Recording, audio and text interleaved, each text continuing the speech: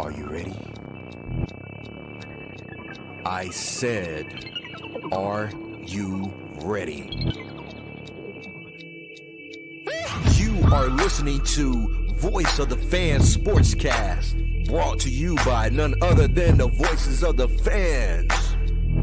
Discussing football, basketball, news, trending topics. The one-stop shop for all things sports. Voice of the Fans Sportscast. Hosted by none other than Ben Swift Reynolds, Taylor Gatwood, 100% RC, Professor Damian Flowers, and Tyler Wright.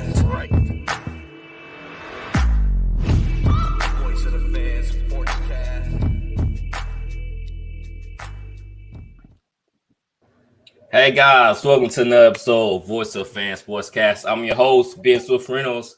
We have Taylor Gatwood, 100% RC, Dustin Bishop, and Professor Flowers on the show tonight. What's up, gang? What's up? What's good? Hey, y'all see what I'm rocking tonight for the show? Man, you bro. Bandwagon. What? No, man, no. I didn't go out and buy this jersey. So Hey, Ben, man, I just want to take this opportunity to offer you a formal invitation to join the San Antonio Spurs. Thanks him over the paperwork. I know it's only a matter of time.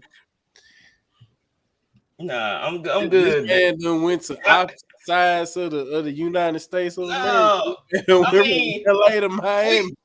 We need to congratulate the Miami Heat, man. So that's what I'm doing. Getting a shout out to the Jimmy Butler for taking out them boys. And I was looking through my closet. And I was like, snap! I have a Heat jersey that I forgot all about. So when the Lakers won the bubble championship, you were rocking. No. Hold on. Actually, I think I wore my Kobe jersey on the show. I do believe. So yeah, it wasn't there to support LeBron. There to support Kobe. Okay, that's my main. Yeah. What did Kobe have to do with that championship though? To let LeBron fans know that he's still the top rated dog. That LeBron ain't in consideration. To let people know Kobe's still the man. So hey, Houdini Black said, "What's up, gang?" So Houdini, what's going on? He's in the house watching the show. Appreciate the love. So, man, we're going to go ahead and dive in to talk about the Celtics and the Heat. The score was 103-84. My title was The Heat Burn the Celtics. I mean, hot stove, hot burn type of jump. So, man, dude, it was they just ran with it in the second half. Flowers, what did you see in this game? What were your takeaway from this game? you know what? I seen the line yesterday morning when they had the Celtics like 7.5, and I knew that was a trap. Then that's too much. But to say the Celtics were going to beat the Heat by 7 or 8 points yesterday was a trap. I thought it was going to be a close game. I didn't think the Heat were going to beat them by 20. But just watching the game early, seeing Jason Tatum, roll his ankle and, hints and hobble up and down the court, when he dunked the caught a rebound. The main thing with the Celtics, in my opinion, they have no offensive direction whatsoever. The Heat sat in the zone. Instead of them going side to side with passing, I just really don't know what the Celtics were doing. They were flattering 3-point shots. Like I said, they don't have a true point guard, in my opinion. They can set up the offense and get the offense going. They tried to run the offense through Jaylen Brown. Jaylen Brown had too many turnovers. He's not a point guard, ladies and gentlemen. Let's be real here. Other than that, man, the Heat just outplayed them. You can just tell the Heat wanted it more. We've seen that the Heat put out hours before that they already booked the plane tickets. So that kind of made me think like, man, I got something brewing here.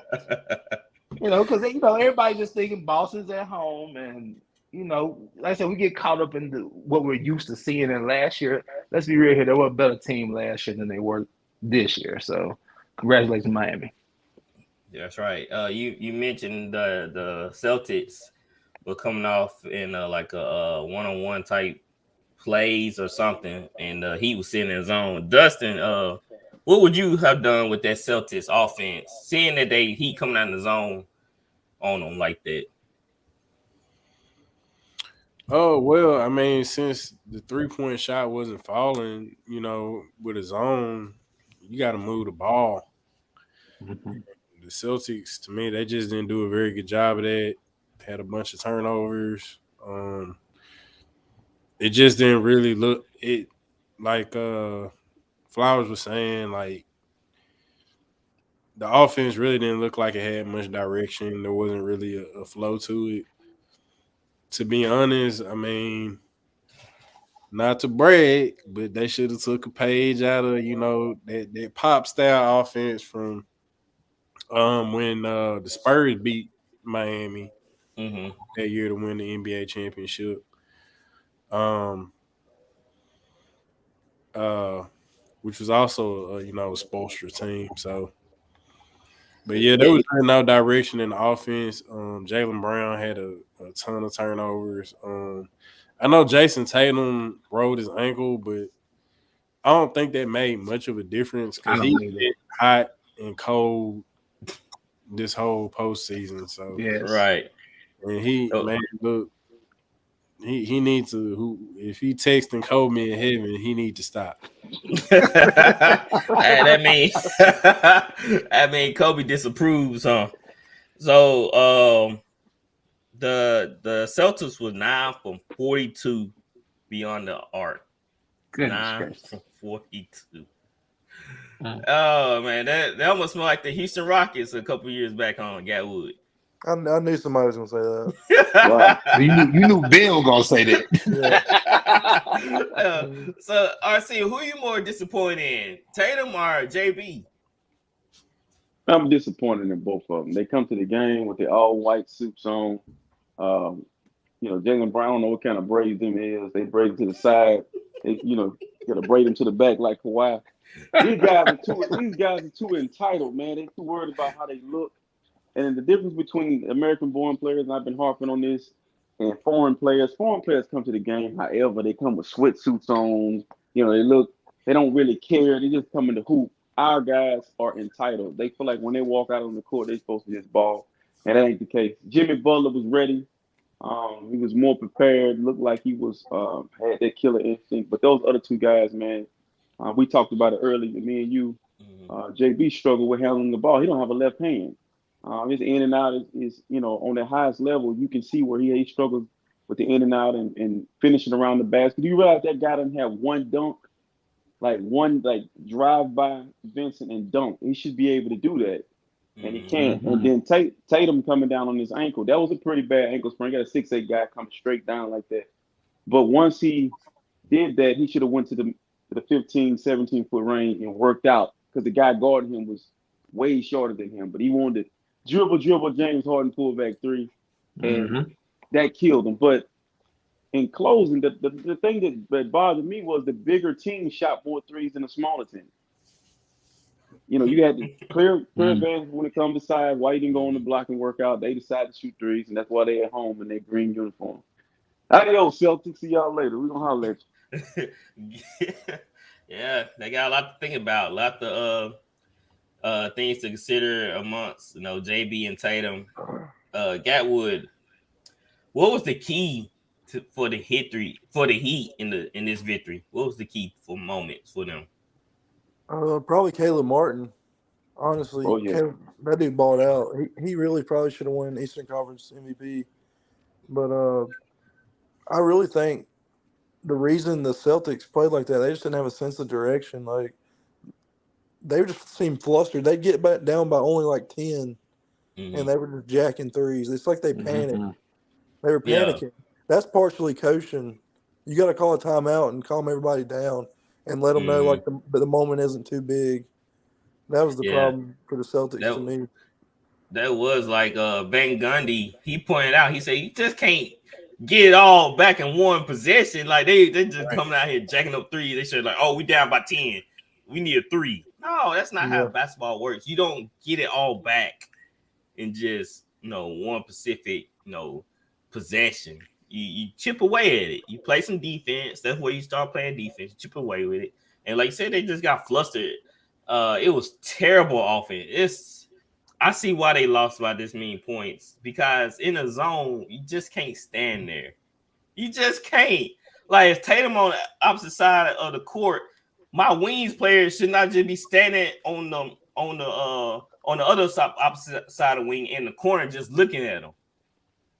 Raise my hand like a little kid in classroom. Go ahead, Flower. Go ahead and speak. Let me say something about this zone concept real quick. Master, I have no problems against people that play zone. Look, you do what you do. The NBA has certain, zone rules that they have to play by. But in my opinion, of course, side to side European style ball, get the ball movement, get the zone, going back and forth. Try to find the weak side to be able to score.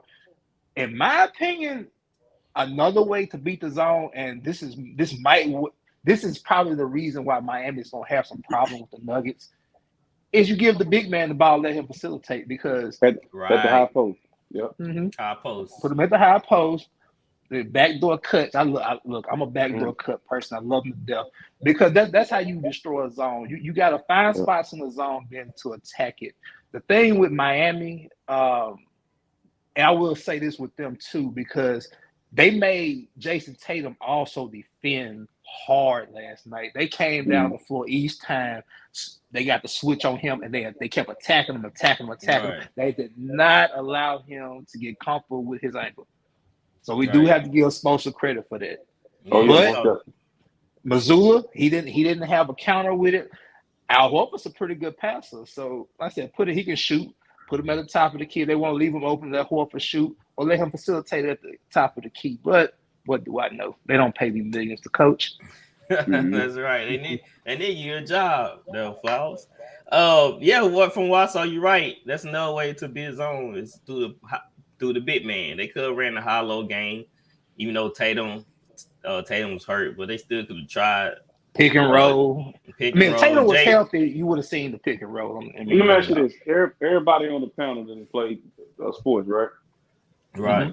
Right. We all have had an ankle sprain, right? Oh, yeah. Mm-hmm. So I'm the oldest guy on the panel. My ankle, I didn't sprain my ankle twice in the game and played offshore adrenaline. Didn't want to lose, didn't want to come out. Just didn't. That guy didn't look. These guys don't look like they want to be out there after injury. I always say this.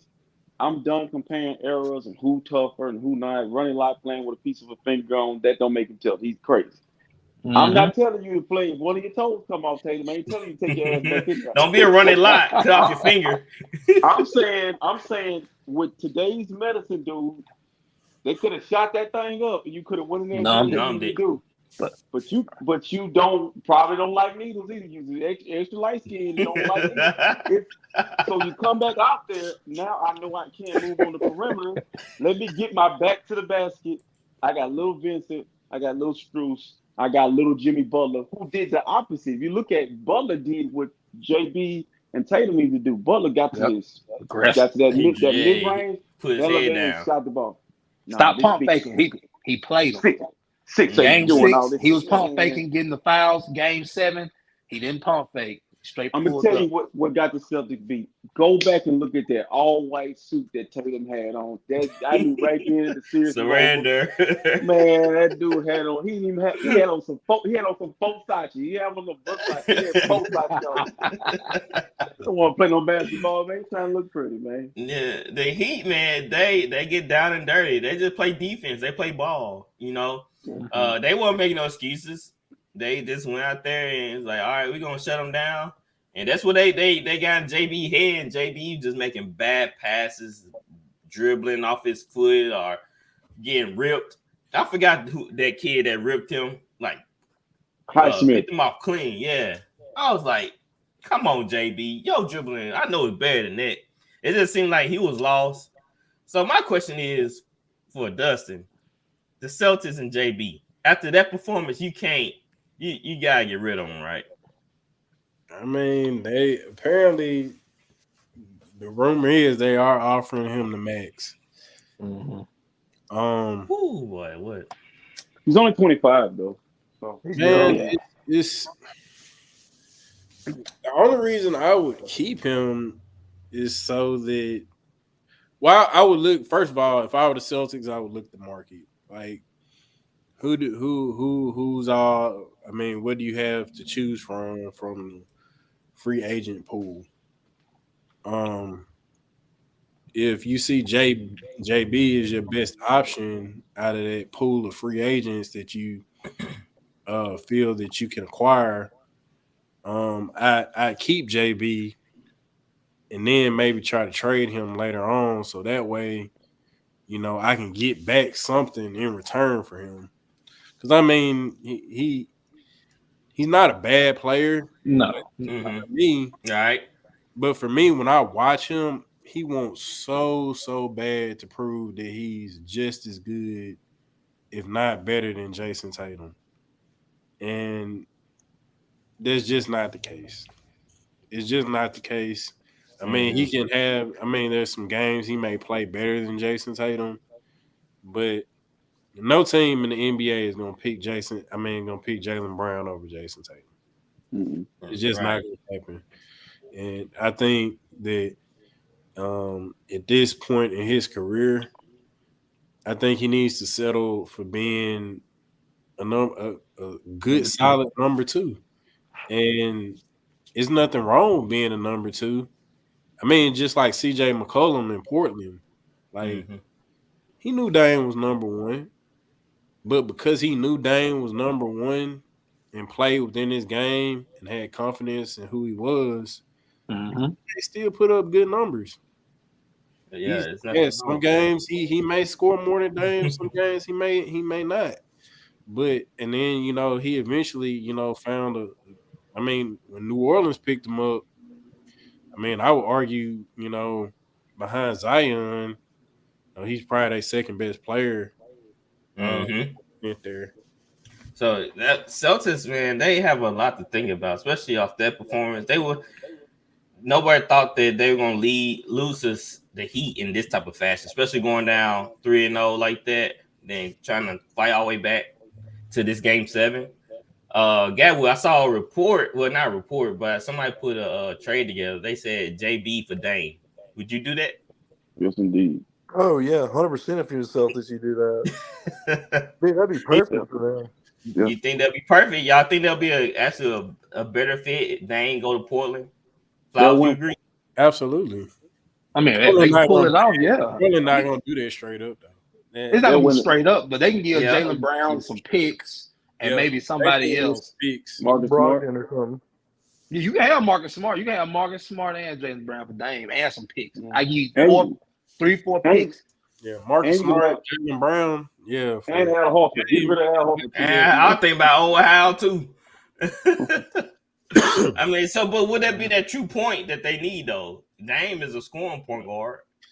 But Dame goes up on the offense, man, and Dame solid. I mean, even though he's a scoring point guard, he not like a Trae Young or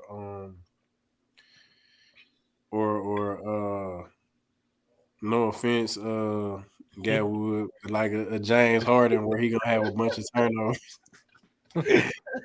Yeah. It was so crazy. I mean, Dame solid, and Dame, and also the good thing about Dame is Dame can play well off the ball. True that. And so he's a killer. He's a killer. Oh yeah. Yep. They need that. The Celtics need a killer. Tatum, not that. Tatum's cool. Laid back. It's different type. These guys keep bringing up Kobe. I want to speak on Kobe's behalf. Quit bringing Kobe's name up because Kobe. What I'm seeing, all the guys is bringing up Kobe's name. The only two guys I see that really bring it like being in this Booker and Giannis. They at you, they talking noise. Like Tatum was a nice guy. Jaylen Brown is a very nice guy. They don't seem like they with the whatever's going on the court. They want to be friendly. They want to talk and hug after the game. Like Kobe was already in the shower when he lost to the Celtics. He was mad. Them guys out there hugging. This is how I feel about the Kobe talk. Like Kobe's idol was Michael Jordan. Come on, but you didn't hear Kobe over and over. Mike would have done Mike. I don't want to be like nah. Yes, that was Kobe's idol, and Kobe learned from him. But he wanted to kill him. The killer mentality that Mike had, and manifested it in the game. He didn't just talk about it. You know what I'm saying? I think right now Jimmy Butler got that type of attitude. And I totally agree. Yeah, you don't count Jimmy Butler out until he's out.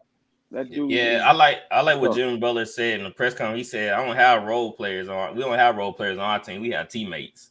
No, Jimmy. Jimmy, hold on, Jimmy. You got 9 undrafted free agents, bro. You got guys that he said they don't look at him like that. They play together as a team. I don't look at him like that either.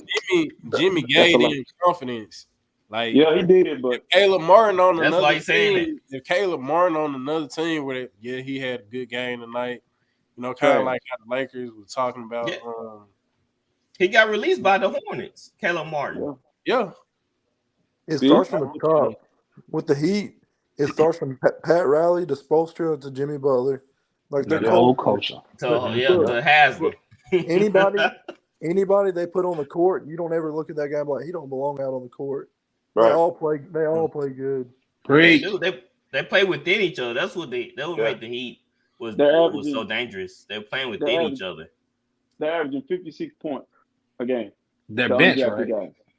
9 undrafted guys the 9 undrafted guys are averaging 56 points per game. That's beautiful. That is beautiful. Do you hear? And that don't mess the NBA up, because if they can make this series competitive, both of these two teams that are in it, that's in the finals, are going to mess the NBA up. The Nuggets going to bring it back to the big man, because you're going to have to get somebody to guard Joker, and then the Heat going to say, well, you don't need 3 stars to win a championship. Bring it on back to where it need to be. We can stop this foolishness. Yeah, all this 1-on-1. It's crazy. They NBA team have breakout of zone defense, and to show these guys like, hey, all this 1-on-1 stuff. The Heat did it against Wade and LeBron when they was in Miami. I mean, the Spurs. The Mavs. So, but Pop pulled it out on LeBron and D Wade. Yeah, that's what I'm saying. Yeah, so it comes out every now and then when you got Mavs pulled it out too. They would say they run it zone to show team. If there's no ball movement, you're not gonna be able to beat it. Yeah, man. That's all it is. That's all it is. That's how you beat a 2-3 is ball movement.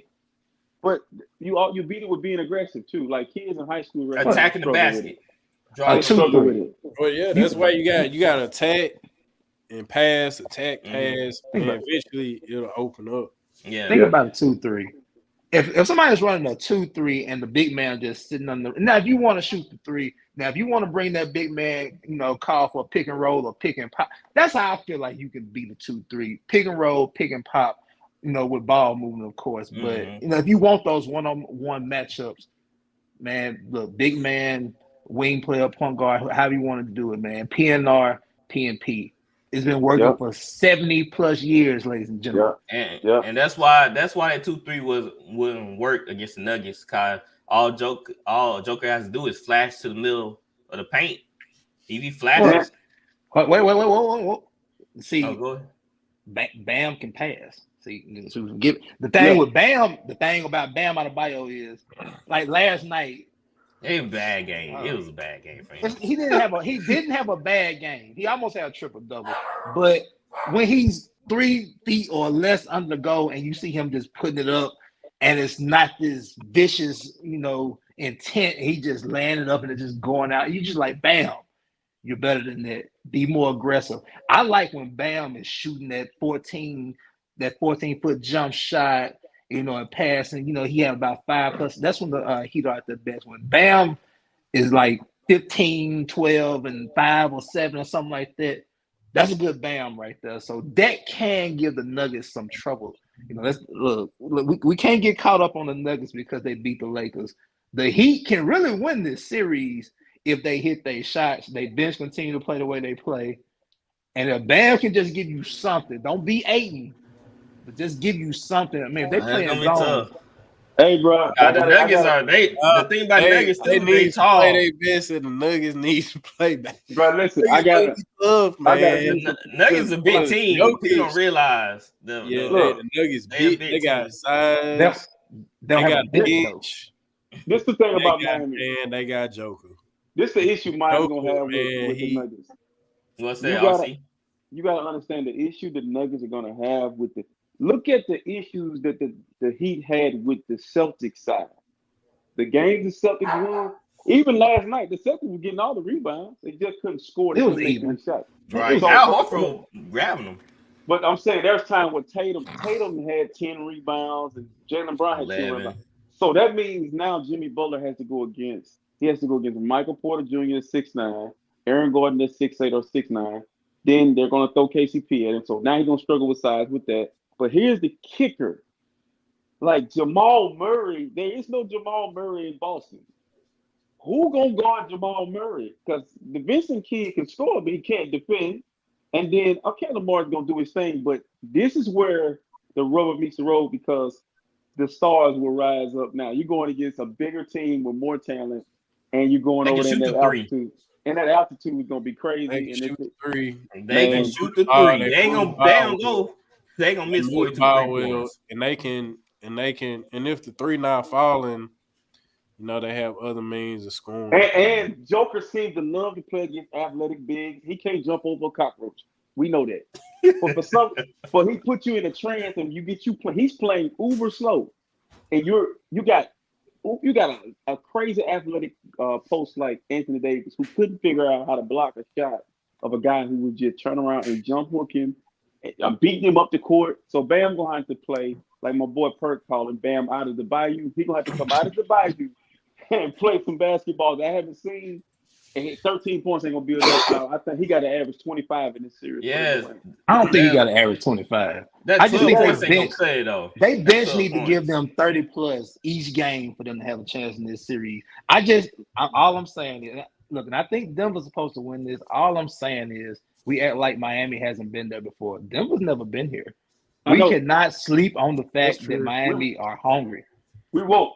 Miami ain't got to do nothing else to prove anything to me. I think the issue is fatigue, the travel from Miami to Denver, from Boston to Denver, and then. But they're already in Denver right now. I'm quite sure. Okay, but this is the thing.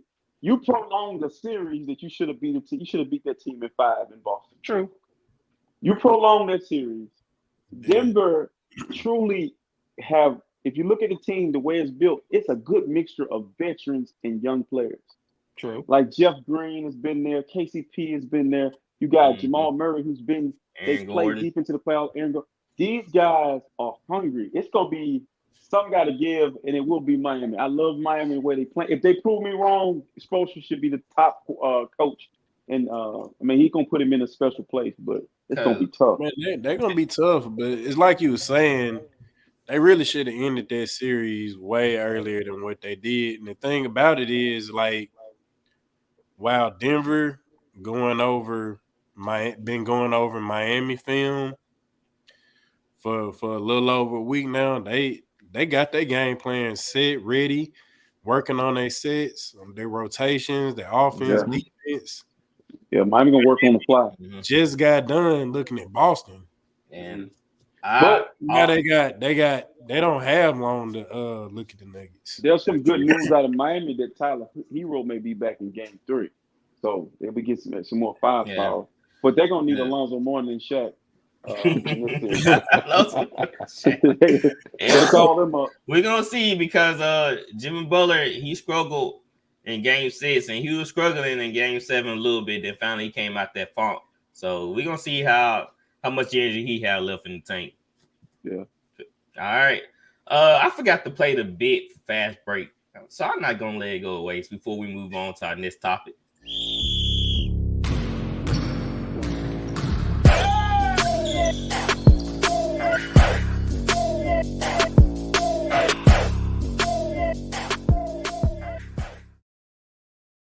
Fast break. I'm slipping, man. I'm not used to starting off the segment with basketball. We all start off with NFL, so right. Yeah, fast break, guys. Just in case y'all didn't know, this is our fast break segment, and this is basketball talk. So I have a clip for y'all. Grab your popcorn, grab your favorite drink, coffee, beer if you drink, and or water, Mr. Flowers. And let's watch this clip. One will be the greatest statistical guy to ever play the game of basketball. And there's no comparison to him. None. So, does that make him the greatest player to ever play the game? I'll leave that out for debating because I don't believe that there's a great player because our game is a team game and one player can't do it. Like, I seen Michael Jordan play before I came to play with the Bulls. You guys seen him play. He's a horrible player. He was horrible to play with. He was all one-on-one. He's shooting bad shots. And all of a sudden, we become a team and we start winning. Everybody forgot who he was.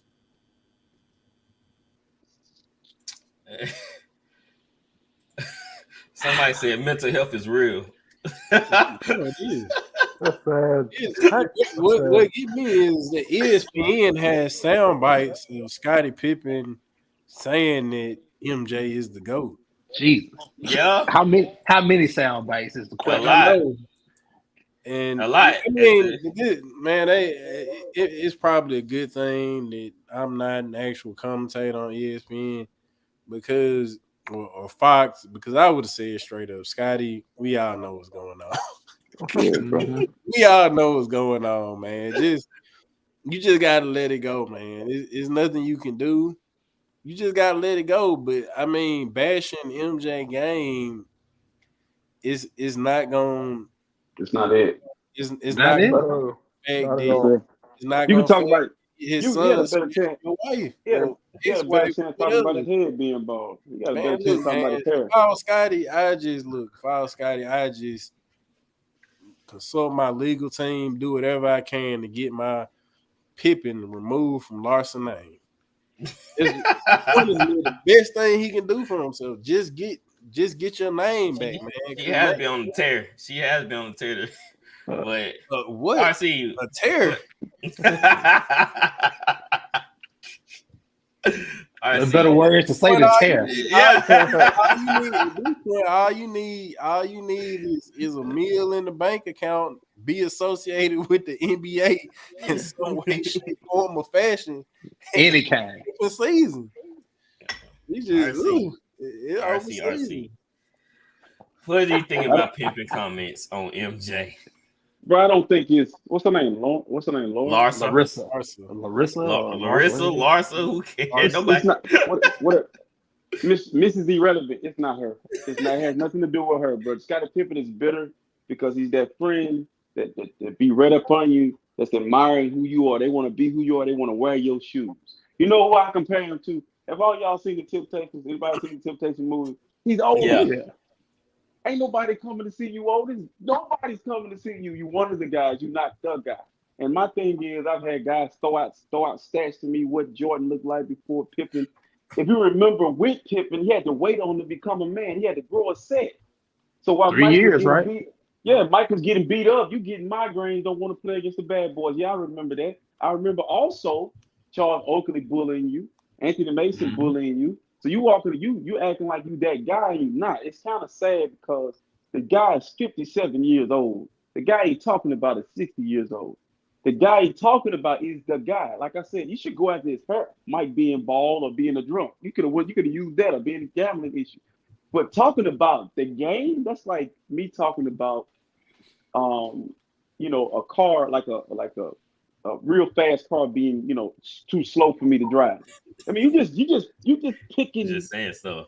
You just picking stuff. You nitpicking everything now, and at this point, it's beyond bitterness.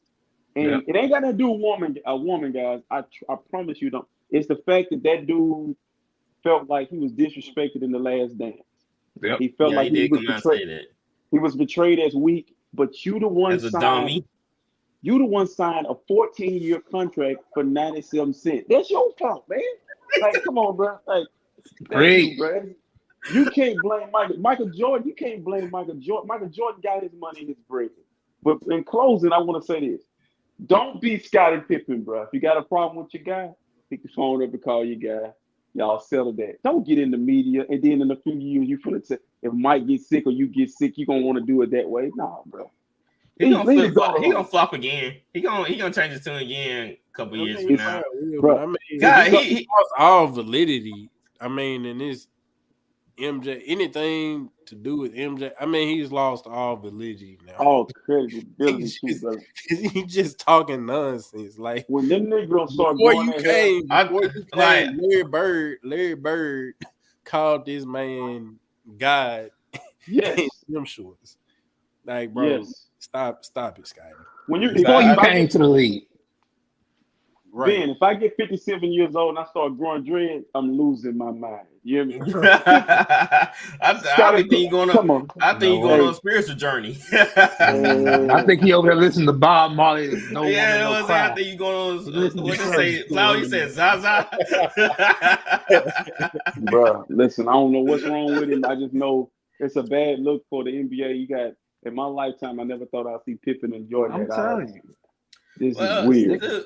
I mean, I was wrong about the whole Pippen and Jordan situation. I was kind of siding with Pippen. I'm like, yeah, people do say a lot of stuff to him. But I went back and I watched the video of Michael Jordan giving him like a whole bunch of credit in his half-face speech. Call him the greatest teammate ever. Call him the greatest teammate ever. I mean, he can't. What he also has to consider is that like the producers. They're gonna add their little sauce in it, you know. Right. I'm sure. I'm sure Mike knew about it, but Mike didn't picked up. Man, hey, look, we got to bash Scotty. I don't believe that was Mike. I believe that was more of production, and it's just that Mike just didn't necessarily, you know, say much or do much to stop it when you know he probably could have, but just decided not to. But I don't think that was all Mike. He called Phil racist. Props, and Pippen got realized like, would you be top 7-5 without Mike? Because you had a chance to be without Mike. Listen, bro, I haven't seen this. I don't believe in my heart. It's just my opinion that Scottie Pippen becomes the player that he is without Michael Jordan. He was going to be a Seattle Supersonic. It was going to Seattle. Mm-hmm. If you take Scottie Pippen, you swap him out with Larry Johnson, just swap him out with Charles Barkley. Michael Jordan went 8 rings probably because Barkley is a whole nother monster, a whole other beast. But I feel like with Scottie Pippen, what he has to understand is when you get to talking basketball and you want to use LeBron James, here's the most glaring thing about this. Steve Kerr, Luke Longley, Phil Jackson, I can go on and on of Caucasian brothers who don't bash Michael Jordan. What's up with us? Why do we always got to be the one to do the shit that we do? Why we got to be the one? It's always us. You mean to tell me his coach? You mean to tell me Steve Kerr? You talking about John Paxson? You talking about Luke Longley? Tony Kukoc. Bro, I tell you. Bill Winnington. I'm telling you, black people different, bro. Stop hanging around black folks. Get well, listen, they live wrong. I almost said something. Don't hang around them. Yeah, because there is a difference between this certain group and black people. Because what it is, man, I think what we struggle with is you got Isaiah Thomas. I can understand Isaiah Thomas not liking Michael Jordan. He's a bad boy. You with the guy. You riding around. You robbing, talking about Batman. Shoot him. But Mike is such a G. He ain't saying nothing. Yeah, that's just weird though, man. I've never seen teammates just come out, especially y'all being one championship together, just bash each other. It's just like me bashing Dustin. You know, me and him like 1A, 1B, and it's just like me coming out here and talking bad about him, like, he was this and this and that. But it's crazy how all this animosity builds up for whatever reason. He could have. Wherever was on his mind, I'm pretty sure Jordan would talk to him. I mean, they played countless games with each other. They had deep conversations. So I don't understand why you just couldn't call him up like, hey, man, I'm feeling it. I don't know why I'm feeling this way, but I feel like people slighting me. I feel like Jordan probably would did something for him. He came out and said he feel like people sliding him and stuff like that. No, that dude ended up in Portland, I'll man. tell you why. He ended up in Portland with the Trailblazers, one of the most loaded teams in basketball history. True. And you lost with that team. So, dude, you had your opportunity to win championships. He said, couldn't get along with Charles Barkley when he was in Houston. Call him fat. You can't call Barkley. Oh, what? I didn't know about that. Yeah. Pippen went to Houston with Olajuwon and Barkley late. Yeah, I didn't know he got along with Barkley. They couldn't get along. He called him fat and everything else, and he couldn't work with him, so he went to Portland.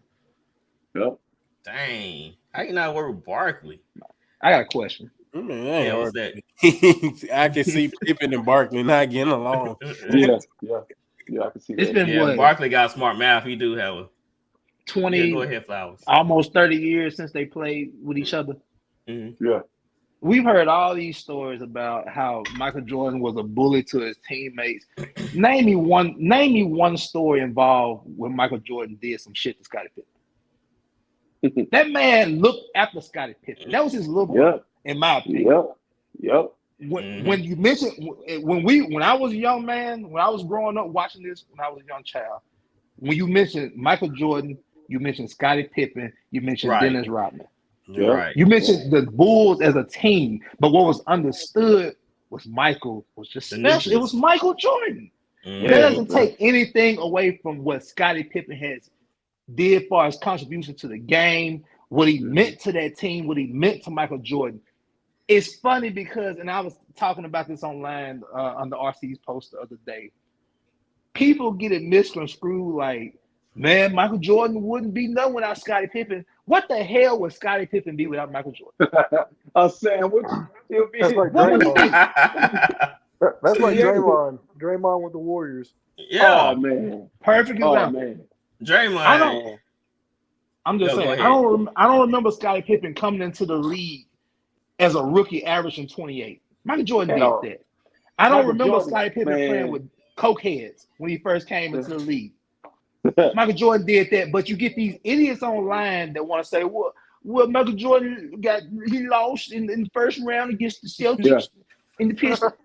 He got beat by the best damn teams in the damn decade. It was only him. It was only him. It was gang. They gang up on him. He went 1-9. I mean, that was just a better team. I mean, it was multiple Hall of Famers on those Detroit and Lakers. One stat that lingers out there, this one category that Michael Jordan has out there over guards in the NBA. And Marcus Smart was able to achieve that. But Mike in 1 year got the Defensive Player of the Year and the MVP in the same year. Mm-hmm. Scoring leader, steals leader. And then Pippen Pippen always take the tough guy. Pippen always took the harder guy. He took Gary Payton. He would take Kobe Bryant if he had to play Kobe Bryant. But listen, the way the league was constructed back then, every team had at least 3 good players. Go look at it. Yep. People say they were playing against librarians. No, bro, listen. When you went to play Charlotte, you had to play Larry Johnson, Alonzo Mourning, and Kendall Gill. That's 3 guys. That's Sean Kemp, Devin Shrimp, Gary Payton. That's 3 Hershey guys. Hawkins. When you went to these things, but the difference between this era of basketball and that era of basketball, you're going to get knocked on your ass. And then also that, the last part, Scottie Pippen, he didn't understand that. I don't think none of us would pick Scottie Pippen out of that top 75 to start a team with. Not me. I ain't doing it. No, absolutely. Nah. We need to get on these LeBron fans for a sec because I feel like Scottie Pippen got online and just fed into this narrative, especially after the Last Dance. Oh, let me say something about that real quick too, because this is where I get confused at Scottie Pippen. You get mad at the production of The Last Dance because it portrayed what you actually did. Dude, you didn't want to go. You sat on the bench because the play wasn't drawn up for you. Yeah. You called Phil Jackson a racist. Steve Kerr has a quote. We don't know what the hell Scottie's doing. We didn't know. So you get. I mean, Michael Jordan wasn't there. So you getting mad at the story and the history of the Chicago Bulls that you played a part in. And it was portrayed during the pandemic, and you felt like it made you look bad. Man, if you got past it then, what would be the problem now? You got past it. That's fine. But it happened though, Scottie. Yes, he called Phil Jackson a racist. Go look it up. Wow. That's crazy. Go look it up. He called him a racist. Because he's doing a play for Tony Kukoc. For a white guy. Oh, you gonna drop a play for a white guy, huh? Which Tony Kukoc hit, by the way. Tony hit that shot, by the way. Yeah. You on TV pointing to the damn Jordan logo on the bottom of your shoe, talking some comeback. Man, come on, man. Phil Jackson might be the closest white guy to a black coach. I mean, he was the first guy wearing shoulder pads in his suit. I'm telling you. He's the first guy. They smoking weed in the locker room. I guarantee you, Phil. Robin, yep. But I don't believe. I tell you how this dude all over the place. He called Phil Jackson a racist, man. Yes, bro. Phil Jackson let Rodman go to Vegas. Yeah, I know. Phil Jackson other things. Phil Jackson probably went to Vegas. He didn't tell that boy. Probably that in Vegas with him. But Phil Jackson, he literally takes some of the rejects of the NBA and take them underneath his wing. Him and Greg Popovich too. Popovich has done the same thing. I have some guys that come through and play for Popovich. They play for nobody but Pop. But Phil could get the most out of people. That's the one thing we can say about Phil Jackson. Yeah. Shaq and Kobe, that group, other than when Malone and Peyton was brought in, he couldn't get the best out of them. But other than that, Malone. But I heard Bernie Maxwell, who is one of the most savages that ever played in the league, that loved to fight and talk shit. He said, "Leave Black Jesus alone." I'm gonna use his voice. Leave Black Jesus alone. That man was hell. Like, don't talk about Black Jesus. Leave him alone. He said, "Man, I used to have sleepless nights. I couldn't even sleep before playing against Michael Jordan." So that's my thing, bro. It's like what's understood will have to be explained. I don't need nobody to speak for me. We know what Michael Jordan is. I'm a Lakers fan, and he ripped my heart out. And in some weird way, I respected him and said, that's my guy. I like the way he ripped Magic Johnson and James Worthy's heart out. And it's like, man, you mad at the wrong dude, man. You want to be that guy? Yes, a lot of people want to be that guy. You ain't even close. He ain't LeBron James. He said he was LeBron. He was better. LeBron. Yeah. Got to tip him, man. I give him this. He's like the great value version of LeBron. Hey, better than that. Yeah, it by no means was Scottie. No, he can ball. NBA better defender than LeBron, I would think. Yeah. The Hall of Fame career, you got you 6 championships. Like by no, he accepted his role, but like the MJ bashing got to stop, man. LeBron came into the league. Bad, man. I remember LeBron coming into the league versus how Pippen came to the league. Homer LeBron, fresh out of high school, with no facial hair, was a problem. Scottie Pippen coming to the league, the hairline was down to here, had a part over here. He walking with his head down. Dude, you ain't never been that guy. And listen, you got a choice. You either gonna be Bobby Brown or you gonna be Antonio Brown. And he's choosing Antonio Brown right now. It's a level of crazy. Bobby Brown is crazy, but he done mellowed out. Antonio Brown crazy right now, and that's what he had. He that crazy. That shit crazy. What's gonna happen is Scottie gonna end up slipping and saying outright that LeBron is better than MJ. He been saying it. And look, he about to slip up. MJ not gonna be nice for much longer. He gonna go ahead. Right. He gonna post a picture with Larsa and some Jordans with both his sons. But listen, being though I told him a long time ago. I'm telling you, when the situation first happened, I'm like, that's a boss play. That's a boss play. Call your son up. You can hear Mike. Hey, listen, I've been drinking all night. Y'all know what it is. My eyes yellow. Y'all know what it is. Tell me that for me. But I don't think that dude and that woman, she's unfairly being pulled into this. That lady is doing what she do. Mike's son doing it. I don't think Mike has sent his son to do that. I just feel like Scottie, he don't even care about that woman. This is about him not getting the recognition he think he deserves. He think because he's a top 75 player. If Charles Barkley ain't saying he's better than Michael Jordan, like, it's a lot of players that play with Mike. Even Isaiah ain't never said, I'm better than Michael Jordan. He don't like Mike. You know, Charles Barkley thought he was until he lost to him. Then he admitted and said, hey, Michael Jordan's better than me. Yeah. It's one player that was better than Michael Jordan, Ben. Kobe. He was right there. He was right there. 1A, 1B. Prototype. He stole his moves. Yeah, that was saying prototype. It's a duplicate. He's just more creative than Michael Jordan. That's the only, in my opinion, that's the only difference. Kobe's was more creative than Michael Jordan with Jordan's skill set. And one more thing, and I'm done with Pippen. What sidekick you know got his own shoe? Now, Keith Sweat. Other than Scottie Pippen, what sidekick you know got his own shoe? Keith Sweat. I don't know now. D12. I don't know nobody. D12. Dwight Howard. But he was a star when he got his shoe. He wasn't a sidekick though. He wasn't a sidekick though. He wasn't the number 2 option with his own. You see them pips. Yeah, right. Yeah, even Pippen. That's all I'm saying, man. Boy, that's why he my dog right there. Man. He just said something right there. Mike got you a shoe, man. You tripping, bro? That's tripping, man. Crazy. And people still wearing Pippins. Yep. The bubbles, yeah. Man, I guess the closest you could argue is Penny. I guess if you would consider him a sidekick. Yeah, y'all know where I'm going with this though. Yeah, Penny Hardaway. Yeah. But Penny Hardaway was that dude too, though. Yeah, he was.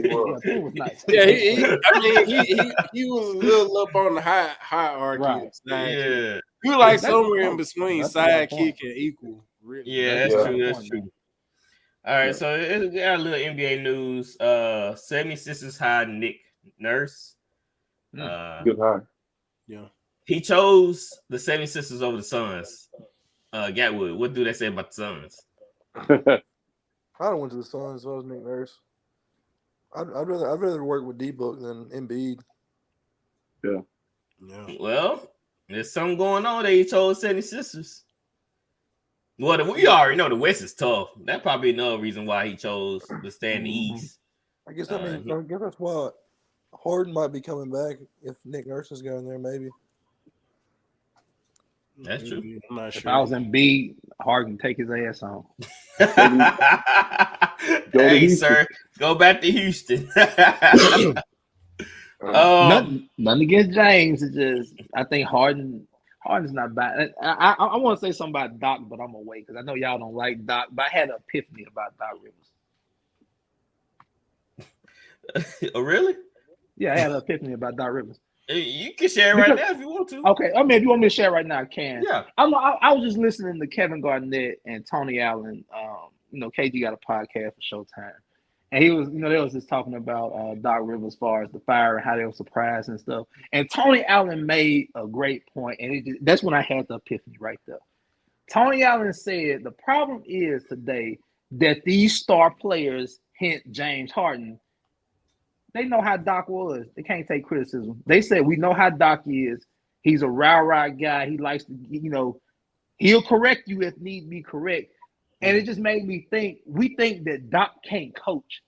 But let's be honest here. Let's go back and look at the Clippers. We had Blake Griffin and Chris Paul. Blake thought he should have been the number 1 guy. See how that turned out when he lost Chris Paul. And just fast forward now to the 76ers. If James Harden doesn't abide by the philosophy of Doc, you're doomed. When you're doomed from the start, everybody's not buying into what a coach is saying and doing. You're doomed. So who's to say that Doc might have had the right strategy for it? But some people like James Harden wouldn't feel it and feel like it wouldn't work. Yeah, so he could have lost there. How you ever notice though? There's something else I noticed too with Doc Rivers, like. His star players always have like some type of turmoil going on. It's always some type of headliner going on. Well, is it because of how all I'm saying? I'm not like I said, I'm not defending Doc fully because he deserves a lot of blame, especially now looking at the Celtics and what Miami did to him. He deserves blame. Don't get me wrong, but like what KG and Tony Allen saying, the players are not built like Tony Allen and Kevin Garnett. Kevin Garnett and Tony Allen could take criticism. People like James Harden can't take no damn criticism because they're entitled.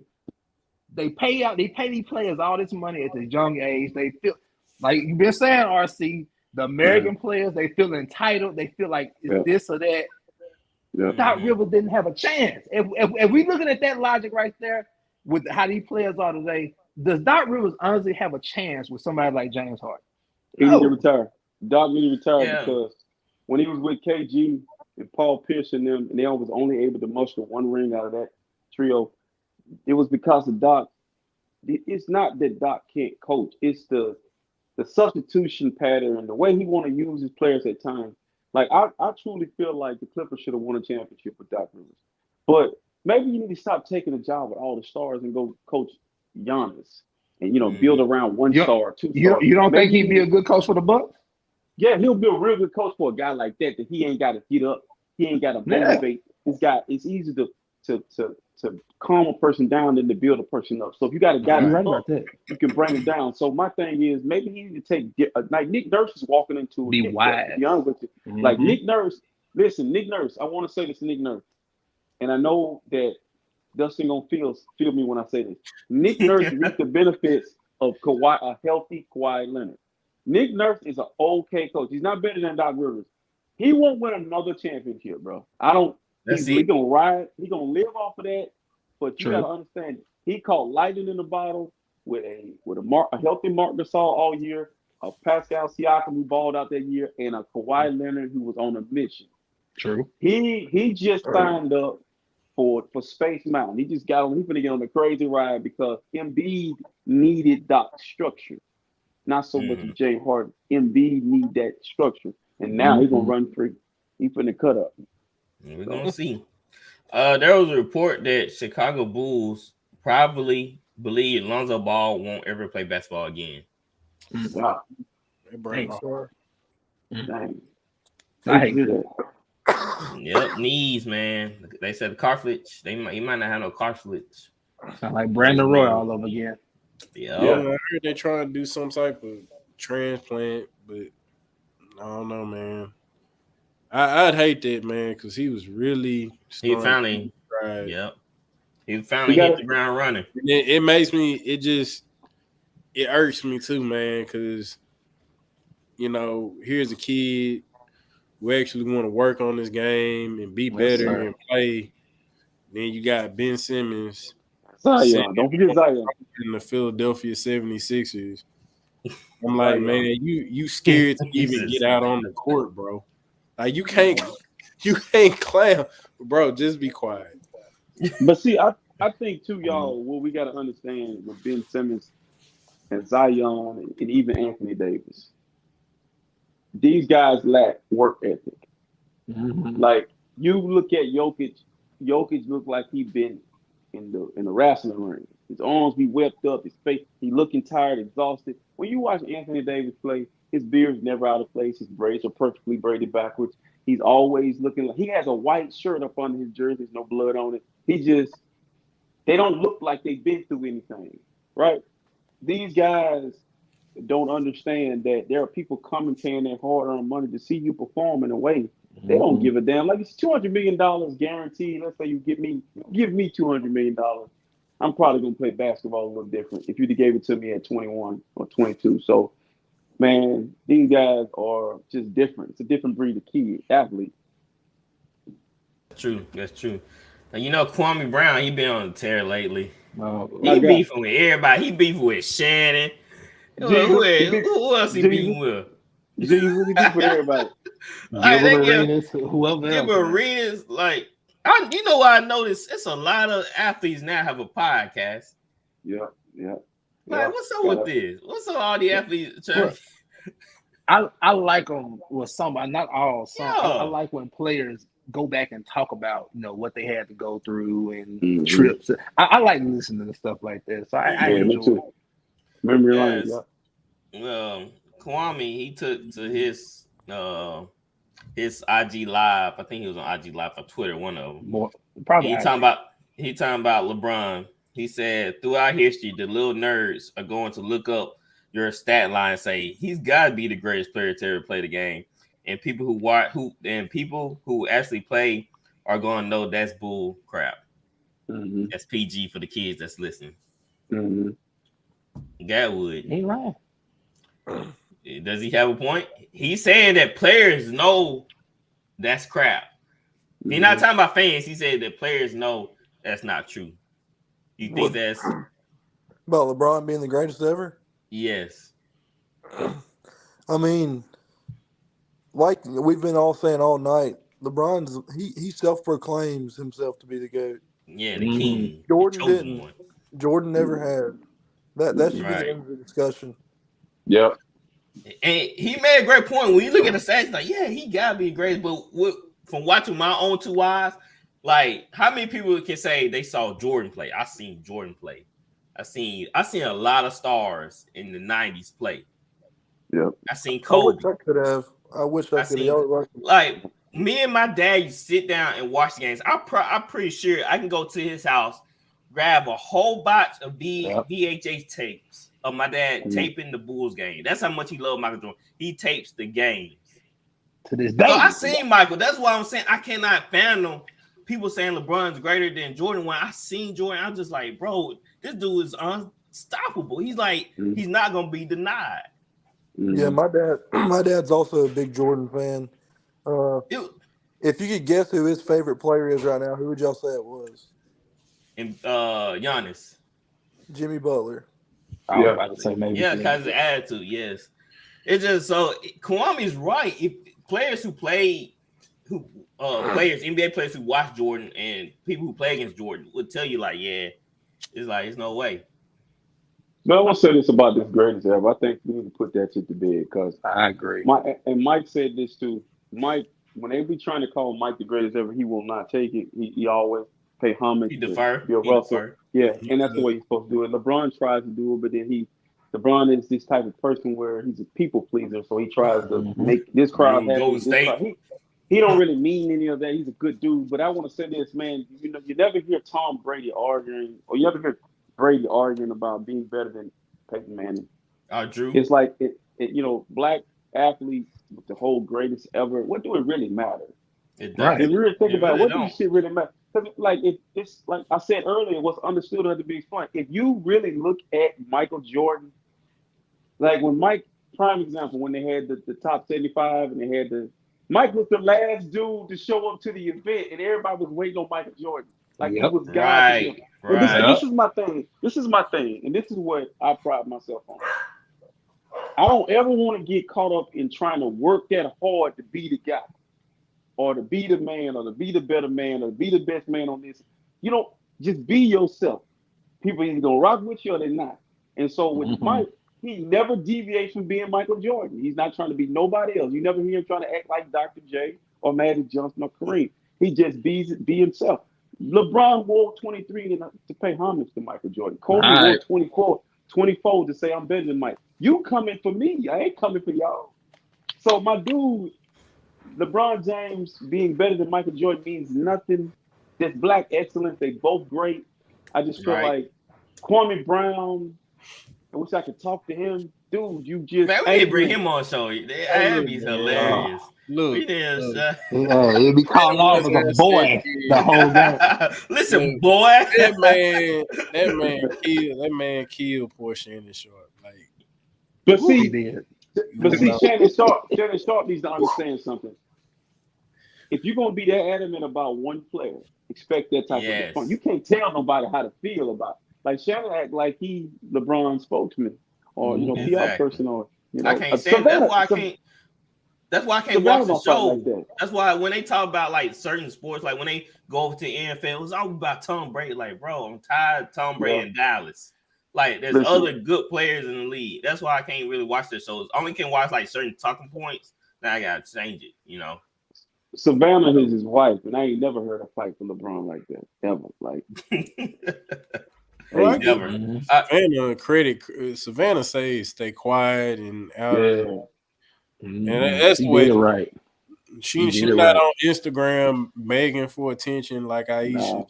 Right. That's sad. That's sad. Savannah, man, shout out to Savannah James. Shout out to Savannah James. LBJ may not be the GOAT, but she the GOAT NBA wife. Yeah, I know that's right. I know that's right. Hey, one more thing about Savannah. Like, she ain't got to try hard. She ain't, you know, Savannah ain't walking around with. She ain't doing nothing extra. Ain't getting no implants. She ain't trying to. She ain't twerking in front of the camera. She ain't hanging from a light pole. You know, she just being Savannah. Classy is sexy to me. I like that. Yeah. You know, lay you back. 100%. And don't have to remind you that she's the king's wife. Never had to. Never said she's the queen. Never heard her say I'm the queen. No. So that's one more NBA report. Bob Myers stepped down as the GM and president of the Warriors. It's over. It's over? Lay on rest? It's over. Put him to bed? The mastermind behind it. Sing him a lullaby. It's a wrap. It's a wrap. It's a good run, though. Great run. Yeah. Great run. All the things must come to an end eventually. All right, guys. That's all the NBA we have for tonight. Dustin, is there anything else you want to bring up before you dip out on us? Nah, I think we covered everything. Only thing I got to say is we back. Spurs back, baby. Man, stop it. I wish I could say Stop the it. same. Wish I could say the same about the Rockets. Stop it. One off season can change that though, get. Yeah, but we got the fourth pick. So- They got the first. Yeah. Just in case y'all didn't know, the Heat and Nuggets game is Thursday at 7:30 p.m. So tune in. Underdog. Let's go. Let's go underdog. Let's go, underdog. I'm so glad. Hey, let's wash our hands of that stupid series of the Heat. Look, I believe the Celtics. Heat get Man. swept, but they ain't gonna just lay down. No, it's gonna be. Nah, it's gonna be. Yeah, some we talking about underdog, Dustin. We underdog, bro. Oh, gambling. We talking about gambling. Yeah, them players, Brown and Tatum, bro, they know how to screw up a card. Yep. Stay away. They And should man, stay away especially from them. Stay Tatum, away. hey, I know Tatum messing people up. Yes, mine last Stay night. away. He got I me. had him for the rebounds. He got me for the rebounds, and I had him under on some stuff too. Yeah, well, me and Flower, we put him under on the turnovers, and he did a solid. He actually had a solid game with no turnovers. I guess because you were hurt, but it was a couple times he threw some dumb passes. I'm like, well, that should have been a turnover. Mm-hmm. I finally won some money off of that series last night. Now I killed the Lakers and the Nuggets, but I'm making a killing off the Lakers and Nuggets, man. I love that series. Me too. So, all right, Dustin, man, we'll holler at you later, bro. All right, man. Y'all boys say these boss. All right, bro. Don't work too hard. So let's start off with some NFL. I wish I had like a clip for NFL when we transition over, but I want to start off with this video of the Bucs in practice. We have Baker Mayfield and Cal. I look at the name. We got Cal Trash, not Trash. Cal Trash. Trash. In practice. So we'll take a look at this real quick.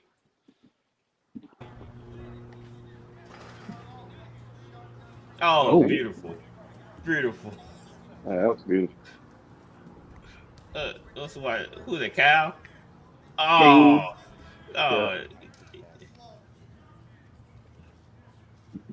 Trash. You gotta step into your throws, man. You're throwing off that back foot. Hey, you look at him like, hey, bro, man, you gotta keep running. Who's that, Baker? Step into it. Oh my Lord. That's not a good sign. Hey, hold on. Hold on. That is horrible. With the first pick of the NFL draft, the Buccaneers select Caleb. I don't even think it's gonna be the Bucs. It's gonna be the worst team though, Ben. That's funny. Yeah. Who you think it's gonna be? The Cardinals. The Raiders. Yeah. No. Well, yeah, the Cardinals. Cardinals, yeah. Man, they're selling, man. They're selling. Yeah, they released DHop, but who to say I Calibre don't really plays understand it. Well, you just answered your own question. You don't understand it. It's only one thing to understand. They're not trying to be good. Mm-mm. Actually, have not said that before. Flowers. There's probably 12 teams that go into the season every year. That's trying to win a Super Bowl. Everybody trying to win a Super Bowl. So let's go back to that point I was making a couple of months ago. Why pay Kyler Murray? Because it's not gonna work out. Y'all should, if y'all didn't really believe in him, why give him that money? Yeah, that clause they put into it at first. Yes. Yeah, like if you gotta force a guy to study, then why pay him? He don't deserve to be paid. the issue with that, what at the time was the coach was still there, was not on the hot seat.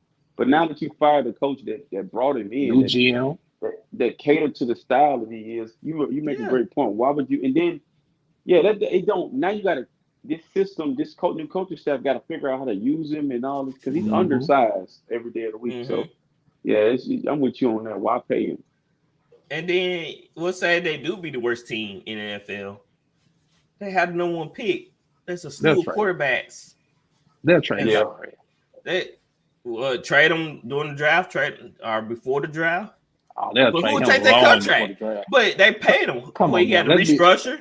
Let's be real. Let's be real here. Somebody's gonna take that contract.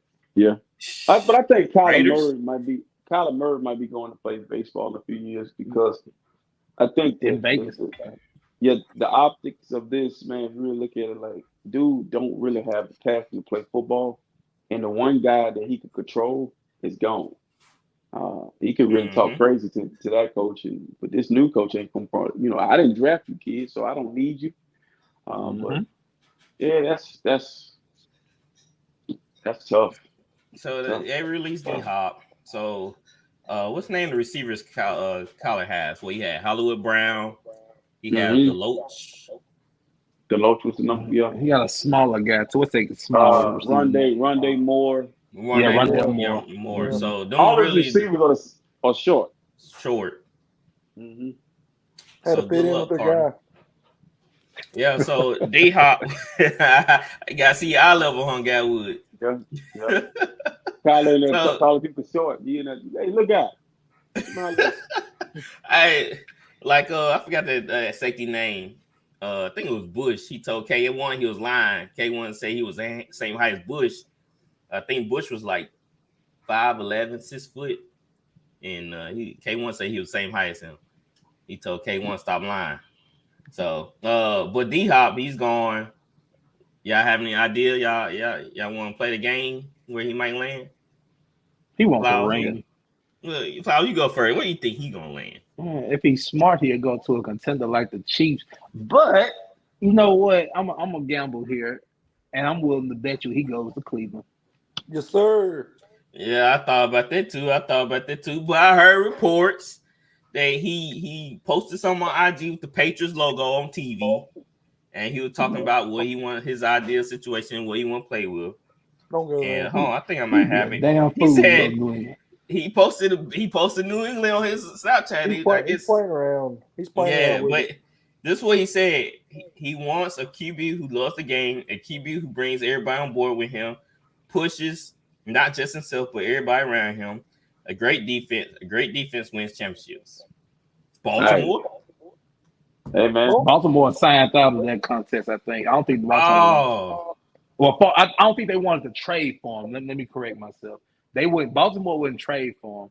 See, maybe he can sign with them now, but I mean that's a lot of mouths to feed in Baltimore. I heard he's not taking a huge pay cut. That he's not willing to, take that pay cut.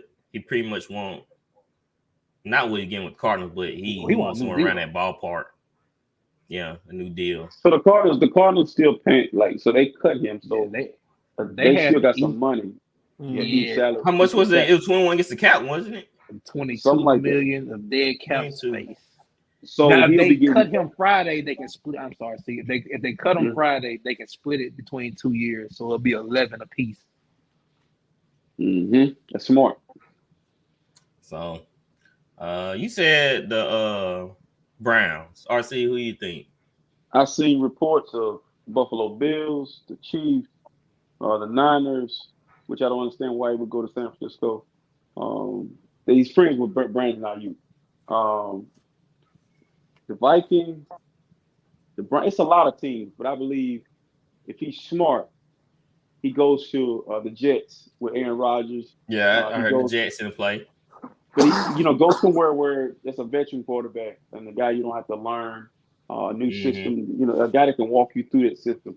Aaron Rodgers would be perfect with DeAndre Hopkins, but y'all don't think DeAndre Hopkins is the same DeAndre Hopkins. Let's be honest. Right. So, but I think if he goes to Kansas City or New York, he'll look like that version of DeAndre Hopkins that we remember because those guys are going to elevate him and take care of him. Kansas City. Oh, good. Yeah. Yeah, I say that would be a deadly connection. Him and Patrick Mahomes. My word. If they won with Juju Smith, they can win with you damn sure can win with DeAndre Hopkins. Yeah. So, what you think, Atwood? You know, I want it to be Cleveland, but I don't know. I got a gut feeling it's going to be Buffalo. Yeah. Yeah, I throw my little opinion out there. I want the Saints because where you got a lot of receivers. Where you gonna play him at? We got a lot of rookie receivers. We got a couple of undrafted guys, so they can hit the practice squad. Like they give us, cause they were reported we might trade for Hunter Renfrow. So we clearly trying to add. We're clearly trying to add receivers because we don't know where Michael Thomas is at. They say he might be ready before training camp, so we don't know. So we still have a lot of unproven guys on the receiving core, not a lot of veterans. No, we did bring in Jarvis Landry, so they're telling you that we kind of like to have veteran receivers on the team. So, but you got a veteran quarterback. He'll need that veteran quarterback. Yeah. And we have a great defense. But that's either here or there. But if I had to really choose, I'd probably say Buffalo too. I mean, Stephon Diggs, his contract is pretty big. So Buffalo should have the money, man. Who they paying? Yeah, I'm saying after a while, they what? How old is like 32? Yeah, about 31, 32. Yeah. Diggs 32? Yeah, he up there. Really? I remember when he was at Maryland. I remember when he was at Maryland. I remember he was at Maryland. I was in college. I don't think he's 32. I don't think he's older than Odell. He's about our age. He's close to our age. I'm gonna look it up. Yeah, I don't think he's that old because let's say about Odell, 30, 31. Yeah, Odell's like 31, 32. So he wasn't in college with Odell, but I remember him in college as well. He's 29. 29. 29. Okay. Yeah. So he getting in his 30s. They'll be proven. It'd be wise to bring in a veteran receiver because Gabe Davies fell off the cliff. McKenzie. No, he'll be back. Gabe will be back. Don't worry about Gabe. Gabe will be fine. I trained him. Look, he went off and I traded him away. When he was hot, I traded him away. I got him out of there. Yeah. But that was Josh Allen, man. Josh Allen played out of character last year. He looked like Cam Newton. A himself. Yeah, have Dable, man. We got to remember this now. He have Brian Dable to help him out. Mm-hmm. So let's get to RC boy, Jimmy G. Jimmy G. So apparently he had to have foot surgery, and they're not sure he's gonna be back. And I heard they put a clause or something that they be able to get out the contract. How do you feel about that, RC? I think it was unfair to the Ravens. Jimmy knew he should have had that surgery way back when. He knew he was hurt. He broke his foot and knew he was hurt. He was trying to not have surgery so he could be available for the 49ers. And Jimmy's not a fast healer. But in Jimmy's defense, man, Jimmy's a warrior. Like, I'm glad he's off my team. But your best ability is your availability. And he's really sad to see an athlete go through what he went through. When we got him from New England, he was healthy, young, looked like he was going to be our future. And then he had that knee injury in Kansas City, and it's been downhill ever since. So, but within the Raiders case, it's typical Raiders not doing their homework, in a hurry to sign somebody. We seen what they did in the draft. So I'm not surprised. Different cities, same Raiders. John Madden rolling over his grave. Like, you gotta understand, man. That's how you don't check. Like, the one thing I think they said, like, the physical, you have to have a physical before you actually sign the contract. He failed the physical. He failed the physical. But if he passed the physical, he was supposed to get like 11. This is what happened. When he failed the physical, they restructured the deal. Because if he would have passed the physical, he would have got $11, $12 million up front. With him failing the physical, the Raiders reworked everything. So now, in order for him to get his money, he has to pass the physical. And if he doesn't pass the physical, they can cut him and don't have to pay him anything. Jimmy Jimmy got to go. Right now, he's a backup. He's a backup. at this point. It's no more starting jobs at this. Yeah. Unless somebody get hurt. They mentioned Tom Brady might be in the running for this QB. I hate when they do that though. I'm with you, RC. They said Tom Brady might take the starting job because now he buying a share into the Raiders or something like that. Mm-hmm. And so everybody speculating Tom Brady's coming back to take over the ship. Let me throw you a loop. What for? Yeah, go ahead, R. Flowers. Let me throw you a loop about that because I heard this earlier. Now, with Tom Brady being a minority owner, if he was to keep that role and the Raiders would want him to come down and play if he wanted to play, all 32 owners would have to vote yes. But I mean, of course, there's a way out of it. He would just have. I mean, if he gave up his ownership stake for a year, he could easily come back. But if he keeps his stake and his share, I mean, hell, he already know what's going on with the organization. He got a playbook and everything else, so he's ahead. Now, somebody made the point. Y'all remember when the Broncos didn't have any quarterbacks, and they stuck that Hinton kid out there, and they had assistant coaches on the sideline that were quarterbacks, but the league wouldn't let them do it. So why would the league, or especially Denver, why would they vote him to come out of his minority seat to quarterback? I mean, the Raiders are a pile of do anyway. You know, they have no O-line. Like, there's no way Tom Brady played behind that O-line. He was frustrated with the Bucs. He was folding with the Bucs. So you can't tell me that he gonna come out of time and play behind that. With what receivers? Yes. Devontae. Yeah, Devontae. I think Devontae. I'm not saying I want this to happen. Hell, I'm ready to Tom, go home. Go home. I mean, you don't have no misses anymore, but still go home, man. You have kids, you know what I'm saying? Bro, so if Tom Brady come out, I'm going. Bro, listen, even playing football so long, my whole life. Come on, man. Yep. Since I was like 10 years old. I'm old enough to see him playing in Michigan against Alabama.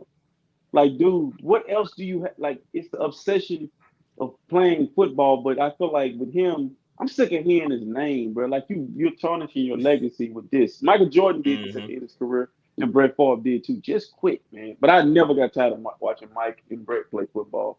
Brett can come back now. I'll be excited about it because what's the point in that division? What's the yes, point? Like that's you bring up another point. Okay, like I said, if he kept his stake and didn't want to step down as a minority owner, who in that division is going to vote Tom Brady to come back and play? Nobody. Yeah, for sure. It blows my mind. Denver, none of them guys aren't. All 32. Unless you just feel like you got an upper hand, because we are, like I said, the O-line is not that good. I know they still got Josh Jacobs, but still. Flowers, I think they're voting back. Tom Brady only shot. That's what I'm saying. Like, he they didn't would look be good. wise. They make them money. I mean, they would make them money for one. Mm-hmm. And the owners are not turning down any money. But even if he was to come back, hell, I'm not about to say, well, Tom Brady's about to lead the Raiders to the playoffs. And that's not happening in the AFC. With no defense, corners is decent, but that division, like Tom Brady is one hit away from hanging it up, or being forced to hang it up. Let's be real here. I just think Tom Brady just likes his name in the news. That's it. That's all it is. He just likes his name in the news. And I think he's just fiddling around with the thought of maybe, just maybe, if somebody needs me enough, I'll come out of retirement. Because he could easily go into broadcasting. He threw it off for a year. He had an interview down in Miami. They was asking him, about him coming back. He could have did it right there. But you just gotta give this little mere thought of maybe hope of him returning, I guess. But that's crazy. Tom Brady, hang it up, man. Just go. I mean, so who might be the quarterback for the Raiders? Stidham? Brian Hoyer. And Jared Stidham went somewhere. I think he went to Denver or something like that. It's Brian Hoyer and somebody else. Yeah, they don't. Nobody. Dude, how was Brian Hoyer stuck around for so long? Man, look, Brian Hoyer. He's been playing since I was like in high school. Brian Hoyer's trash. He's so trash. The last time I seen Brian Hoyer play, he was in a coach uniform. Jacoby was 5-2 and got hurt in Pittsburgh, and Brian Hoyer comes in and fucks. Excuse my language. Throws the game. Yeah, y'all didn't hear that. Y'all didn't hear that. You know, if I'm New Orleans, I agree. You know what I'm doing? I'm sending Winston like Raiders. If y'all want a quarterback, we got Winston right here, son. They don't want him, bro. They don't want him. Hey, Winston, how you feel about Las Vegas, son? Hey, bro, don't nobody want giraffe booty. I mean, nobody wants giraffe booty. That dude cut like giraffe booty, man. That dude. Devontae be happy. Devontae like we finally got a quarterback. Be overthrowing Devontae, man. You might be talking about Devontae from Jodeci. You ain't talking about Devontae Adams playing. Like, Devontae gonna be pissed. I'm surprised Devontae hadn't tried to get out because his buddy was Derek Carr. It's coming. He ain't got out yet. It's coming. It's coming. Trade deadline or something. The Jets and the Raiders. See, Devontae is gonna get out of there because Josh McDaniels had the same issue that he's gonna have the same issue with Devontae that he had with Brandon Marsh in Denver. He tries to be Bill Belichick versus being Josh McDaniels. And he wanted to bring the New England way to Denver and to Las Vegas. And it's not gonna work, man. Like, there's only one Bill Belichick. There's only one team that runs that, that's able to control players like that. In Las Vegas, in that city, you ain't, man, no. It's gonna be way off. Not a chance. All right, so I got one more news and notes from NFL. I heard over the weekend. Y'all gotta calm me down. Y'all gotta all right, come back to reality. So there was a report that broke this weekend that John Gruden is back in NFL. Sort of. Do y'all know where he's at right now? Yeah, we know where he at. Oh, yeah. He's in New Orleans, guys. Flowers, I knew, of course, Flowers. He is in New Orleans. Come to find out, he's Derek Carr, basically a quarterback coach for Derek Carr to help him with the offense because basically Sean Payton and John Gruden's offense is the same. The lingo's kind of different, but it's the same because they coached together. I believe it was in New York. Is one. I think with the Philadelphia. I think it was the Philadelphia Eagles. Yeah. John Gruden was the OC and Sean Payton was the QB coach. Yeah. So they bring in John Gruden to get Derek Carr acclimated with the offense. So I don't know, man. If that's Sean Payton offense, and Pete Carmichael said he didn't really want to call the offense. Could we see John Gruden become the Saints OC, potentially becoming the Saints next head coach? Do you want John Gruden to be your coach? Yeah. Why? Banana White split, yeah. What do you mean? Oh, well, that banana white split gonna turn into banana white beignet. You don't want that. Man, it's Sean Payton 2.0. They on the same level. You know what I'm saying? Man, what is your obsession with Sean Payton that you see in other people? Bro, you got an obsession with that man that you're actually looking at John Gruden and seeing Sean Payton. You want John Gruden? Yeah, I think he's a good coach. Gruden. Yes, I think he's a good coach. Desperate times, man. Yeah, man, look at the coach. He had a bad look. Derek Carr threw for 4,000 yards. He one of the best seasons of his career with John Gruden. True. I don't take nothing away from John. I think he's just control hungry.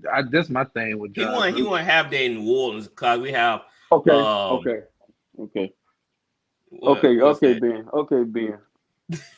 John Gruden. What do John Gruden, Sean Payton, Mike McCarthy all have in common?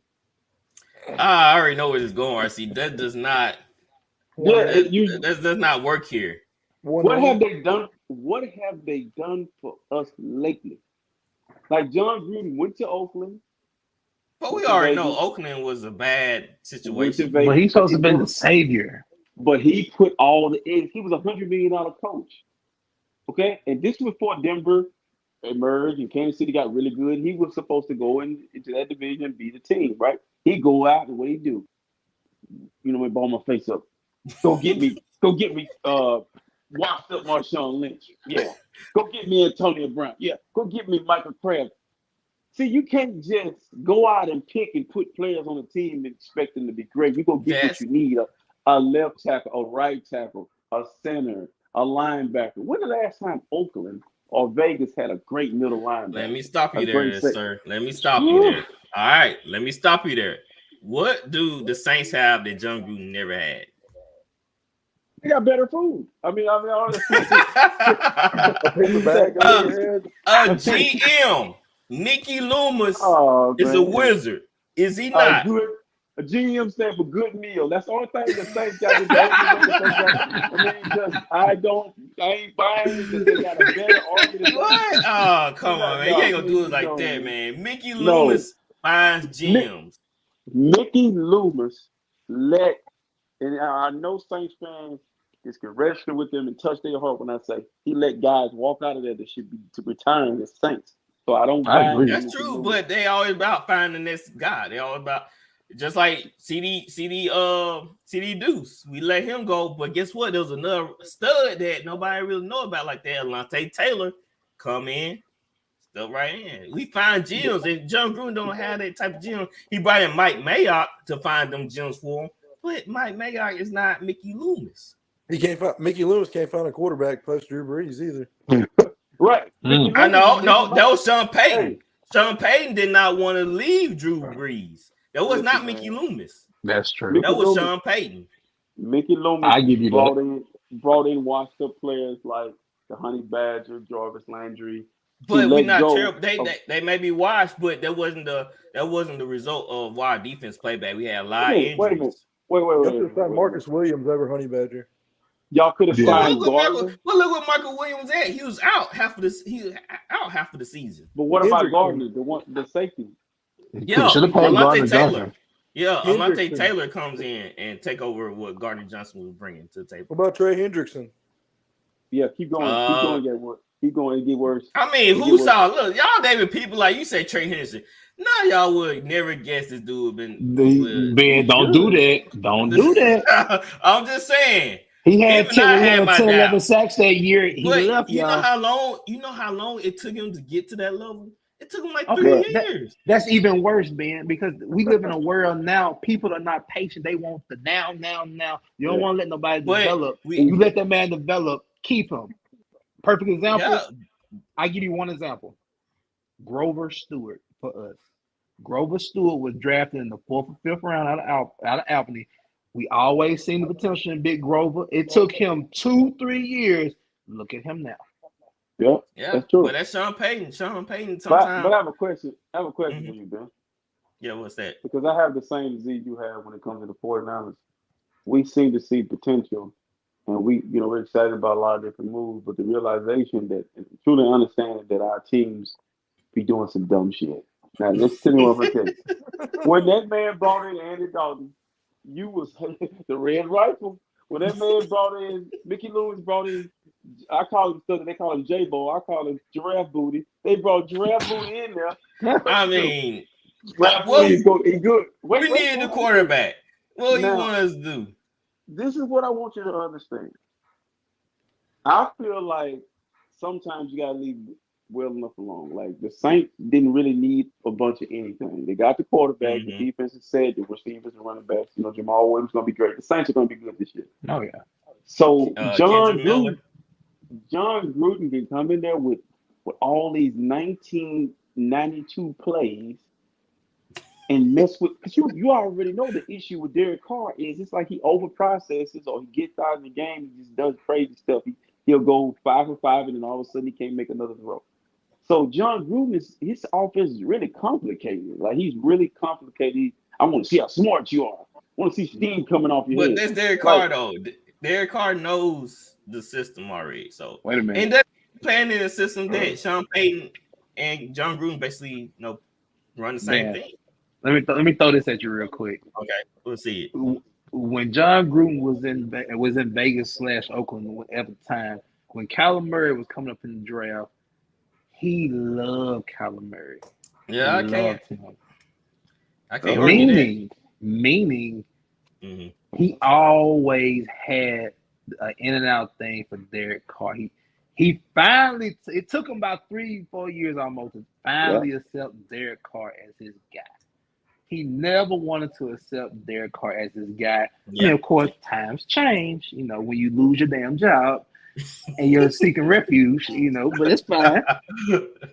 But it took him a long time to have Derek Carr's back. I mean, like I said, it's cool that he's down there with y'all. I hope it works, of course.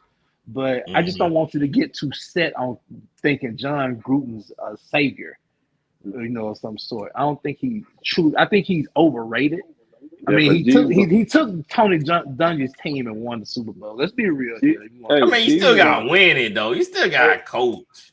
Wait. I'm gonna go on. All I was gonna say was the team he beat. He coached the damn team. He called it. They ran. Callahan lazy ass called the same shit that John Gruden called, and John Gruden was in practice running the same damn plays for the defense. Same play. This didn't change nothing. Yep, didn't change nothing. Didn't change nothing. But I'm just trying to tell you, Ben. I know you go to church. I know you love the Lord. But Jesus don't look like John Gruden. Like, he ain't got no blonde hair and blood. Like, so the Saints gonna have to save themselves. Just like we gotta save ourselves. The Saints gonna have to save themselves. It's gonna be interesting, especially if DA don't get the team to the playoffs, or they don't have above 500. Yeah. And that's why I think John Gruden slides in. If he doesn't, do you want get that? this team to? My choice was Doug Pearson. That was my choice. Right. Should have been the coach. But they let him out. They let him out the city for whatever reason. Sunshine. But right now, I don't think New Orleans. They kind of in a win now mode. It's not a rebuild. Question. It's a win now. I'm glad you brought that up because I was honestly going to ask you this. Mm-hmm.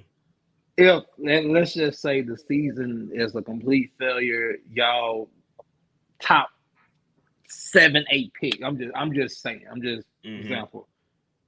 When do you tear it down and rebuild? That's just my question. If y'all don't succeed, because I just went through this, and y'all have been teetering like us, ever since y'all lost Drew Brees, So when does it finally collapse and you have to reset? Definitely at the quarterback position. And I'm not saying that Derek Carr's not going to work, but like I'm saying that when you got to get Dennis Allen out of there, et cetera, et cetera. Right. If it doesn't work this year, is that button pushed? Yes, I'll say definitely so because of all the new young guys we brought in the offseason. Like I said, we found some undrafted guys, some gems. And I feel like with DeMario Davis being 34, Cameron Jordan restructuring contract, Adam Kamara maybe getting replaced by Miller that we know. So, yeah, I can see this with Michael Thomas injury.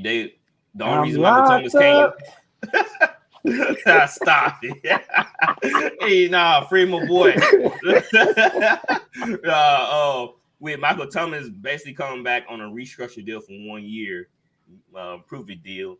Yeah, if we don't make it to the playoffs or fans are way beyond 500, then I can see that because we need to get younger anyway. We need to find a quarterback. Derek Carr not the answer, then we can step away from it and get one in the draft. So, I hope that's not the case, though. Yeah, I really root for Derek Carr. He's a good dude, man. I feel like he deserves a good situation. He was definitely crying about Las Vegas Raiders, so Look, back him 110% because that's when Derek Carr plays his greatest, when he has 110%, conformality behind him. So y'all got to back him. We're gonna be screaming who that for Derek Carr. All right, guys. I think that's all the NFL talk. Like I said, we're gonna dive more into the NFL after the NBA season. That way we have stuff to talk about. Oh yeah, a lot of stuff. Man, next year, I promise you, next year I'm gonna get MLB. I think they got MLB Pass or something like that. Next year, I'm gonna get in that. I really do want to watch some baseball. I used to watch baseball all the time. I just can't watch it now. I'm watching the Braves right now. Who wins? Because of my shield. The Braves are winning 1-0 in the fifth right now. Okay. All right, so we'll meet back. Oh, I think we probably need to do a show Friday, since the Nuggets they'll be fresh. It'll be like, I think we probably do it just NBA talk for Friday since they'll be off of game 1. I'm cool with that. All right, and we can talk about some bets that we placed during the game too. I want to. Snap! Hold on. I just thought about I might be on vacation. Dang, I just remember I might be on vacation coming this week. So we probably do need to get pie. Yeah, we probably I need to win some money. Cause my daughter like we going to Atlanta. My daughter like, can we hit up Lululemon store and all that? I'm like, oh my goodness, great. Hey, about to burn my pockets. My son talking about he going to find a Nike store. Cause we went to the one in Houston, man. None of the J's was under $200. It was $200 above. Oh, no. They had number retros. You better go look at that back wall, that clearance. Hey, they trying to burn my pockets on this vacation trip. They already talking about hitting those shoe stores in Atlanta and stuff like that. Better learn how to say no, man. Look, hey, Ben ain't hard. Look, he'll say no. No,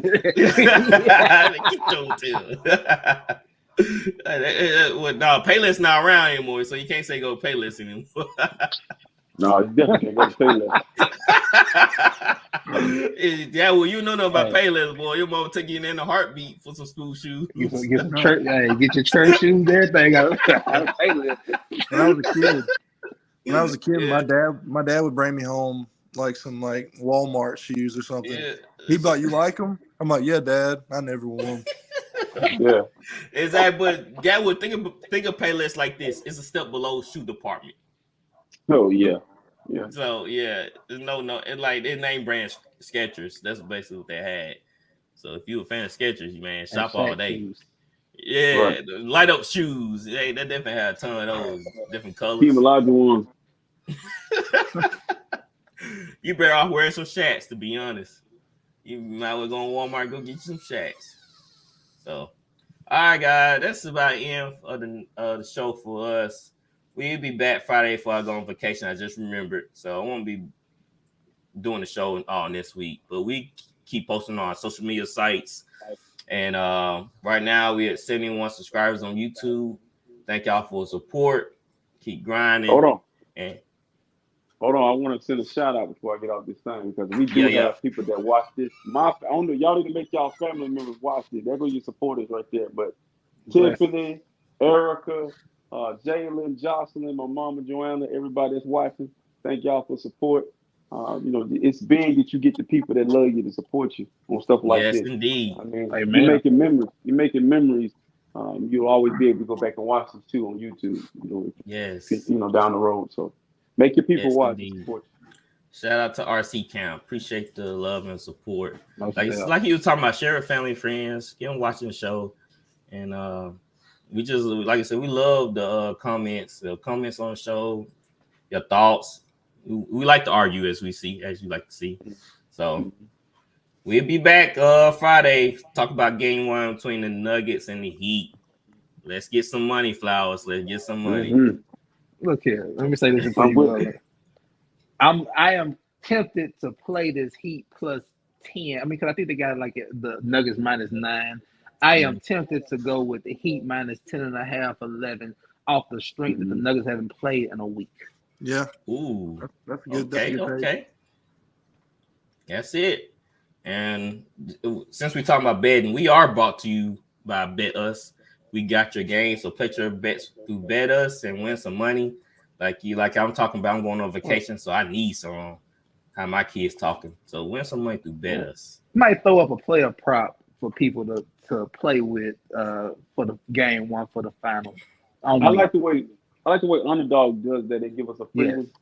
I love that. That's dope. Yeah, Paulie said Paulie Sauce, the guy for Lock Top. Yeah, he told me that Tatum messed up his card. He placed the bet and he lost, so it happens. All right, guys. Thank y'all for tuning in the show. We are out of here. Take it easy.